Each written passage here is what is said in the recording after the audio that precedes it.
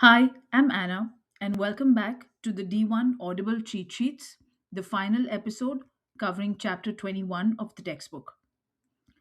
This chapter is where everything clicks. Up to now, D1 can feel like a toolkit. Skin contact does this, flotation does that, warm ferments extract more, oak adds flavor and oxygen exposure, sterile filtration protects the bottle. Useful? Yes. But in the exam, useful is not enough. WSET is testing whether you can look at a wine style and build a coherent production story that explains why a producer would choose each step and what that choice does to style, quality, and price. These examples are basically the translation layer between knowledge and marks. If you learn to speak in this chapter's logic, you stop writing lists and start writing answers that score. Choice, reason, impact, over and over with discipline. That's why it supports D1.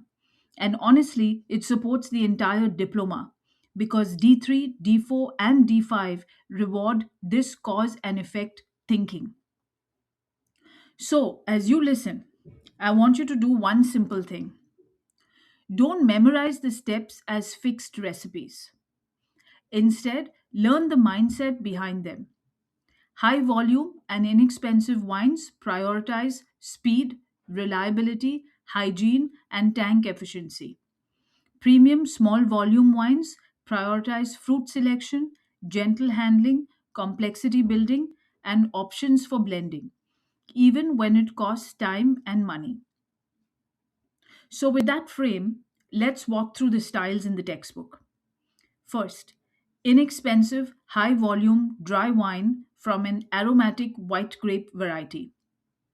The goal here is not perfection, it's acceptable to good quality with clean, fruity, aromatic profile and a price that people will actually pay. That means choices that protect primary aromatics while keeping processing fast and cheap. Harvest is usually machine because it's quicker and cheaper for larger vineyards, but it also enables night harvesting. Night harvest matters because school fruit is less vulnerable to oxidation and microbial spoilage and keeps those aromatic compounds intact.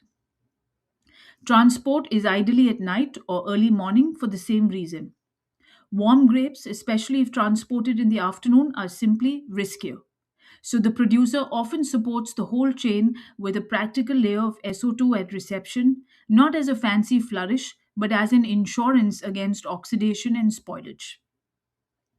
At grape reception, sorting is limited. They'll remove obvious material other than grapes, but anything beyond that costs time, labor, equipment, and it lowers yield.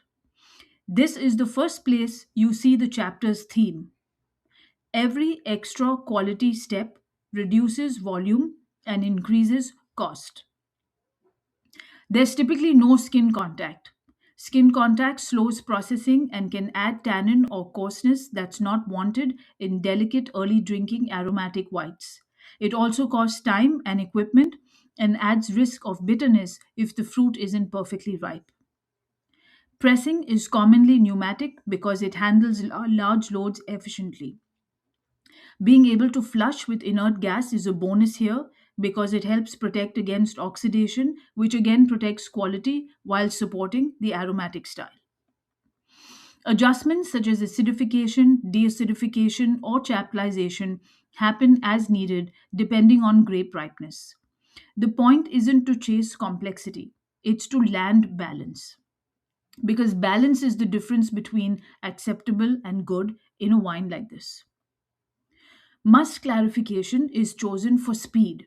Flotation, centrifugation, clarifying agents, the common thread is fast turnaround compared to slow settling. Solids are kept low because high solid ferments need more monitoring and can create off flavors. And complexity from higher solids isn't the target anyway. Fruit purity is. Hyperoxidation is avoided because it would reduce aromatic compounds. Then fermentation is driven by cultured yeast because reliability is everything in high volume work.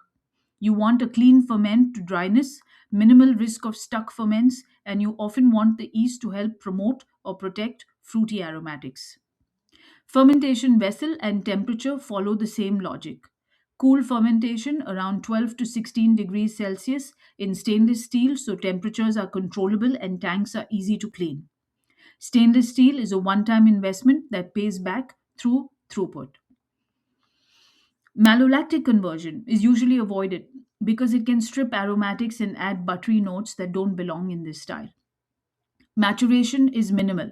Lees aging is generally avoided because it takes time and requires monitoring.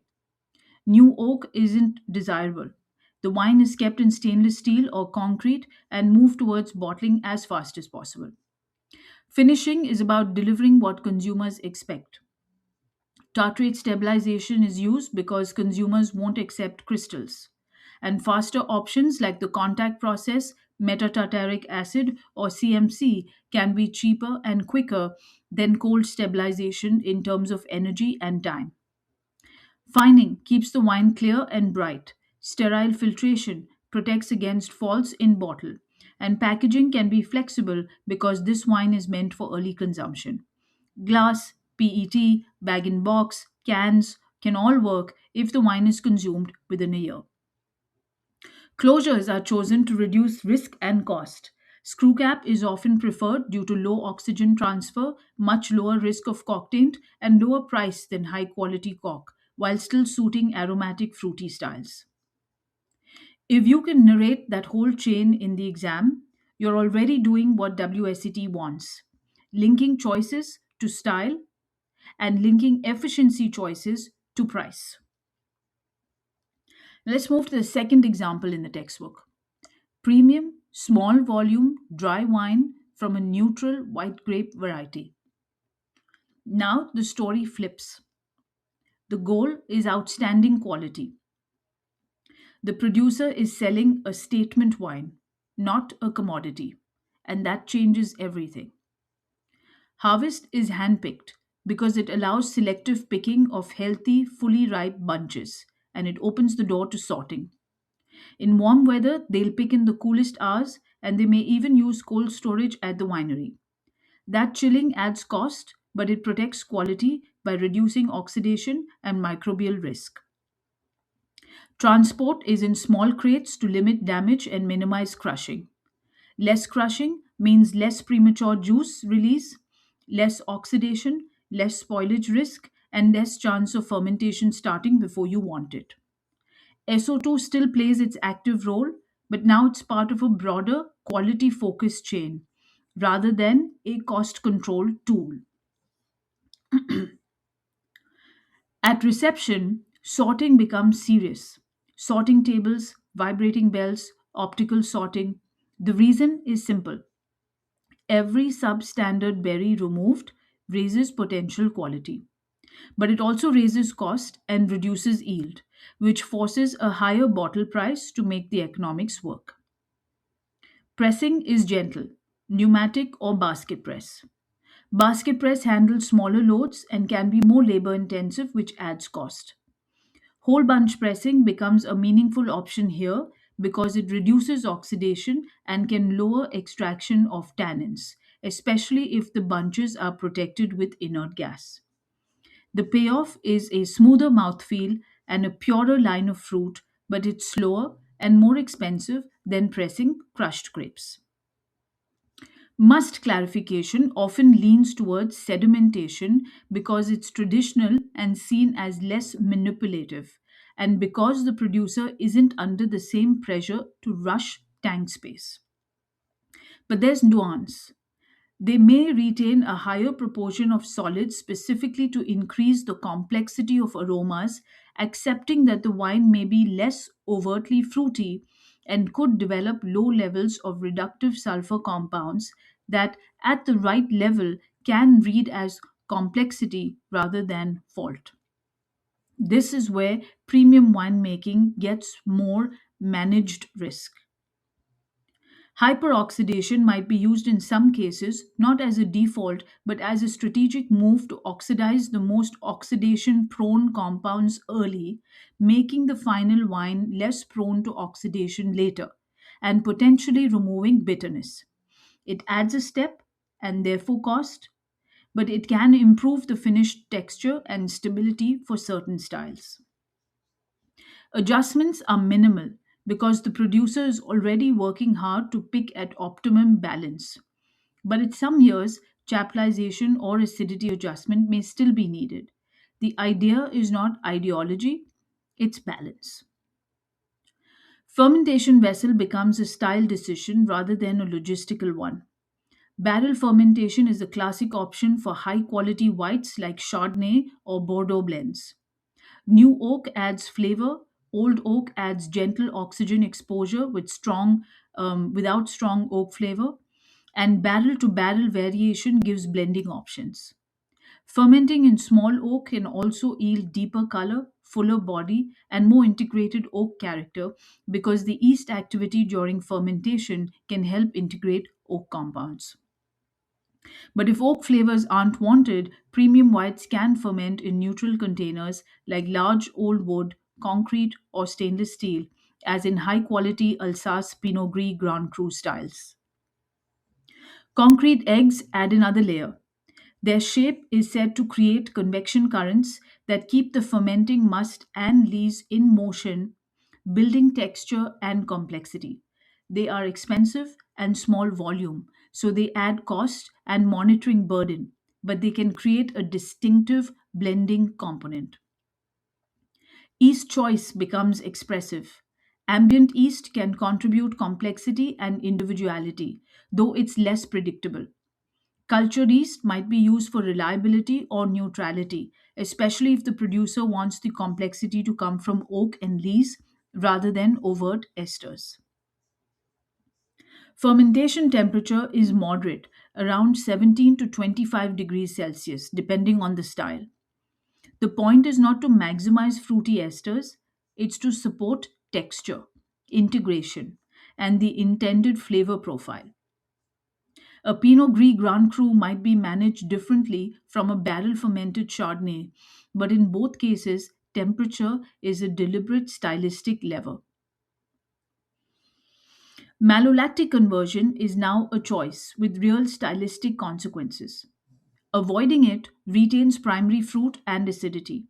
Encouraging it lowers acidity slightly and can add buttery notes, classic for some high quality Chardonnay styles. Partial malolactic conversion can create blending options, giving the winemaker control over final balance and complexity. Blending is not an afterthought, it is quality control. Selecting lots that meet the standard, building multivarietal proportions if needed, or blending different expressions of the same variety from different vessels or MLC pathways, all with the aim of maximizing complexity and balance. Any lots not included in the top wine are effectively lost value, which is another reason premium wines must sell for more. Maturation often involves small oak barrels when an oak style is desired, bringing vanilla and sweet spice notes and gentle oxygen exposure that develops complexity. Alternatively, neutral vessels can be used to integrate flavors and move the wine beyond simple fermentation esters while preserving primary fruit. Either way, extended maturation means more vessels, more space, more monitoring, and more racking. Lees aging becomes a texture tool, and lees stirring can increase body and reduce the risk of reduction, but it adds labor and monitoring, especially at scale. Finishing is philosophy plus pragmatism. Tartrate stabilization may still be used because crystals can be perceived as a fault. Some producers prefer sedimentation over fining and filtration to avoid intervention, but that costs time and storage. Others fine to ensure brightness and stability. Sterile filtration may be chosen to avoid any bottle falls. Packaging is glass only if aging potential is intended because glass is impermeable to oxygen and suits long term cellaring. Closures lean high quality, natural cork, high quality technical cork with low oxygen transfer, screw cap chosen for precision, or glass stoppers. They cost more, but they align with the quality and consumer expectations. And that's the premium logic. Greater control, more options, more time, more cost, and a final wine that is designed not just to taste good young, but to feel complete, layered, and age worthy. And now we go into the third example in the textbook: inexpensive, high volume, dry red wine. The red version brings extraction decisions into the cost quality equation. Machine harvesting is common for speed and cost, with night harvesting again useful for cool fruit. Machine harvested fruit is already off stems, so you save the destemming step, another efficiency gain. Transport aims for cool fruit where possible. SO2 protects against spoilage and oxidation, and sorting stays limited for cost reasons. Adjustments can include acidification or deacidification, chaptalization, and adding tannins if needed to stabilize structure depending on ripeness and intended style. Crushed fruit fermentation is standard because it begins extraction and fermentation quickly. Cold soaking is unlikely because it ties up tank space and slows processing. But producers do have stylistic shortcuts that can be economically smart. Carbonic or semi carbonic maceration can create fruity low tannin wines with those distinctive kirsch and banana notes designed for early release. Heat based extraction like thermovinification or flash detant can rapidly extract color and flavor with low tannin, allowing quick vinification and early release. Thermovinification carries heating cost. Flash detant requires significant investment but can pay off at high volume, and both can be used to create blending components or to handle specific issues in fruit. Cultured yeast again supports reliability, and fermentation temperatures are relatively cool for reds, around 17 to 25 degrees Celsius, warm enough for extraction but cool enough to retain fruitiness. Stainless steel remains the workhorse for control and cleaning, with investment recovered through throughput. Cap management is mechanized where possible, typically pump overs and punch downs. Rack and return is more logistically demanding because it needs spare vessels, so it's less common in tight, high volume productions.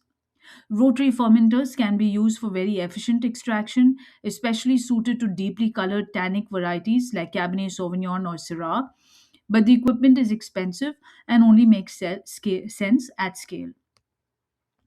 Malolactic conversion happens routinely in reds, and doing it during alcoholic fermentation can speed processing and free tank space sooner, helping with throughput. Post fermentation maceration is usually not carried out, or it is short because it ties up tanks. Pressing often uses pneumatic presses for large loads and flexible timing. Pressing during fermentation can reduce late stage tannin extraction, helping keeping tannins moderate for early drinking styles. Blending maximizes volume and continuity of style. Maturation is minimal or in neutral storage unless market demand requires short holding. And oak alternatives may be used to add cheap oak like spice. Finishing again prioritizes clarity and stability, tartrate stabilization, fining, sterile filtration. Packaging can be flexible because early consumption is the goal, and closures are selected for low cost and low octane risk, such as screw cap, agglomerate cork, or molded closures. And now, the next example in the textbook: premium, small volume, dry red wine for bottle aging. Now, red wine making becomes a choreography of extraction, texture, and time. Hand harvest supports careful selection and the ability to sort. Small crates reduce crushing and spoilage risk. Sorting is intense because removing underripe, overripe, diseased fruit is one of the most direct routes to higher quality, even though it reduces volume and raises cost. Adjustments are minimal because optimal picking is the main lever, but chaptalization or acidity tweaks may still happen depending on the year. Crushed fruit fermentation is standard, but cold maceration becomes optional for style, especially to extract color with minimal tannin and particularly useful for low anthocyanin grapes like Pinot Noir. It adds chilling cost and takes up tank space, but it can materially affect color and style. The producer may include whole bunches or whole berries to build complexity. Whole bunches can add spicy or herbal notes and some tannin, but only if stems are ripe. Whole berries can lift vibrancy and freshness. The technique itself doesn't necessarily cost much, but it often sits alongside other premium choices that do. Fermentation vessels can be stainless steel, concrete, or oak. Some choose oak fermenters for roundness and integration, but high quality oak fermenters are expensive. Each choice can be ambient for complexity and house character, or cultured for reliability and controlled expression. Temperatures are relatively high, around 30 degrees Celsius, to promote extraction, and cap management becomes a precise set of decisions. Punch downs, pump overs, rack and return, in combination and with timing and frequency tuned to desired extraction. Labor and equipment costs vary widely here, and so does the style outcome. Post fermentation maceration becomes a real tool. Additional time on skin continues tannin extraction and encourages polymerization, aiming for better tannin structure and aging potential. It costs time, monitoring, and tank space, but it can be worth it for wines designed for age. Malolactic conversion can be natural or initiated during or after fermentation, and doing it in barrel is an option for better integration of oak characteristics. Barrel MLC increases monitoring burden because every barrel becomes a unit that must be tracked. Pressing uses gentle presses like pneumatic or basket with careful separation of free run and press wine to create blending option. This is the premium thinking again. You don't just press, you create components. Initial blending may happen before maturation to set the direction of the wine. Then maturation is typically in small oak barrels where slow oxygen exposure softens tannins and builds complexity, and new oak adds flavors like vanilla and clove. The extent depends on proportion of new oak, barrel type, and time in wood. Final blending is done across barrels to create overall balance. It can be expensive because anything not included may have to be sold off at a lower price. Finishing choices again reflect a spectrum. Cold stabilization if tartrates are a concern, sedimentation if the producer wants to avoid fining and filtration, egg white fining as a traditional gentle option that can remove harsh tannins and clarify, or sterile filtration to avoid bottle falls. Packaging is glass for aging, and closures are high quality, whether natural cork, technical cork with low oxygen transfer, screw cap chosen for precision, or glass stoppers. All have cost implications, and the premium story always returns to that. Higher quality, higher cost, higher required bottle price. So, how do we use this chapter for D1 and for broader diploma prep? Here is my practical method.